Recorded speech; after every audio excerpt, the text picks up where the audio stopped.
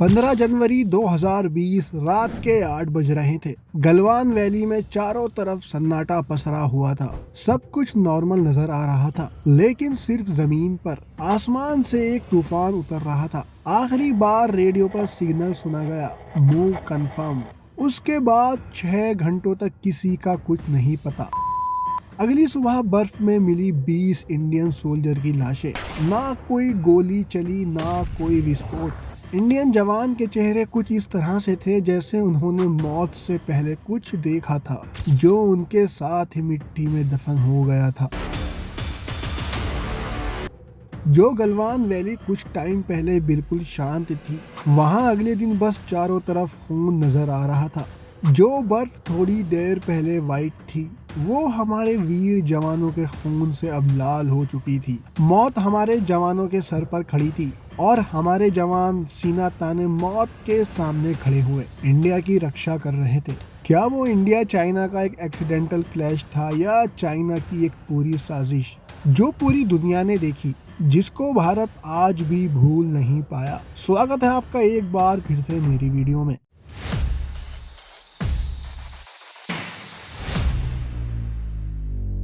Galwan valley ये नाम पहली बार 1962 में इंडिया चाइना के बीच युद्ध में सुनने में आया था। तब भी जमीन का ये हिस्सा दोनों देशों के बीच लड़ाई की जड़ बनी हुई थी। तब भी चाइना ने घुसपैठ करने की कोशिश की थी। उस टाइम भी भारत की वीर सेना ने अपना खून बहाया था और चाइना के नापाक इरादों को बेनकाब किया था।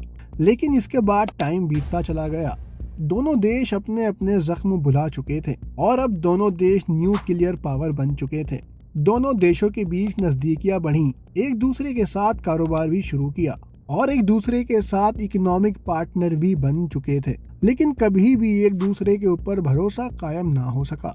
और फिर आती है 15-16 जून की वो भयानक रात, जब इंडिया चाइना सोल्जरों के दिलों में उस ठंडी -20 डिग्री टेम्परेचर के बीच अचानक शोले भड़क उठे। चाइनीज आर्मी ने लेक पर कैंप लगाने शुरू कर दिए थे, जिसके चलते पेट्रोलिंग पॉइंट 14, 15 और 17A पर तनाव बढ़ने लगा।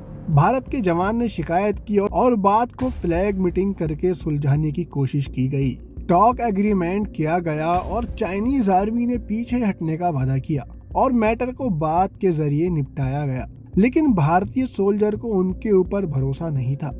15 जून रात 7:30 बजे कॉलोनल बी संतोष बाबू, एक शांत स्वभाव के लेकिन दिल में देशभक्ति का जुनून, अपनी एक छोटी सी यूनिट के साथ चाइनीज कैंप वेरीफाई करने निकले कि चाइनीज आर्मी कैंप अभी भी वहीं मौजूद है या अपने प्रॉमिस के चलते वो पीछे हट चुके हैं। टारगेट था पॉइंट 14।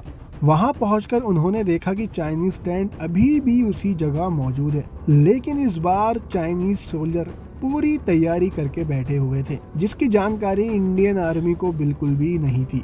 इंडियन सोल्जर को लगने लगा था कि मामला बातचीत से ही निपट चुका है। उधर चाइनीज आर्मी पूरा प्लान करके अपने कैंप में बैठे हुए थे। ना तो राइफल थी, ना कोई बंदूक थी, ना किसी तरह का कोई गोला बारूद था। चाइनीज सोल्जरों के पास लोहे की राड, कटीले वायर और डंडे वगैरह मौजूद थे। कर्नल संतोष बाबू ने चाइनीज कैंप वहां से हटाने के लिए ऑर्डर दिया। तभी पहाड़ की चोटी से कुछ लोग नीचे की तरफ उतरते दिखाई दिए, जिनके हाथों में लोहे की रॉड, वायर, पत्थर वगैरह मौजूद थे। आतंक अपना रूप बदल चुका था। दोनों देशों की आर्मी के बीच गलवान वैली में बात अब बहुत आगे बढ़ चुकी थी। चाइनीज सोल्जरों ने इंडियन बटालियन पर हमला करना शुरू कर दिया और फिर रेडियो कांटेक्ट भी बंद हो गया, जो अब एक खूनी जंग बन चुकी थी। उस रात इंडिया के 20 सोल्जर शहीद हुए। अगली सुबह इंडियन मीडिया के थ्रू एक खबर सुनी, India Chinese clash at Galwan. और खबर यह है कि दोनों देशों के सैनिकों के बीच एक झड़प भी हुई है और लेकिन असल कहानी किसी ने नहीं बताई। लेकिन क्यों? क्या इस क्लैश की प्लानिंग पहले से ही थी? क्या इसमें कोई और भी शामिल था या इसमें कोई पॉलिटिकल एंगल भी था?